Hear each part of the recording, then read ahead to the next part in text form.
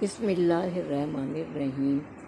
रूहानी इलाज के आखिरी सफ़े पे जो रिज़्क़ के लिए तावीज़ है उसके बड़े फ़वाइद हैं। सबसे पहले तो मैंने उसे ख़ुद लिख कर अपने उस पर्स में रखा हुआ है जहाँ मैं अपना महीने का ख़र्चा रखती हूँ। तो हमेशा ऐसे होता है कि ख़र्चा ख़त्म होने से पहले मेरा नया ख़र्चा आ जाता है।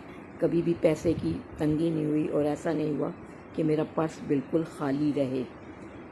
क्योंकि मेरे बेटे ने आजकल जॉब छोड़ी हुई है, तो मेरे बहन भाई या मेरी बाहर वाली बेटी पैसे भेजती है, तो ख़त्म होने से पिछला ख़र्चा ख़त्म होने से पहले पहले किसी और की तरफ से, मेरे बहन भाइयों या मेरी बेटी की तरफ से हमेशा खर्च के पैसे आ जाते हैं और माशाअल्लाह से वो मुझे सहूलियत के साथ पूरे भी हो जाते हैं।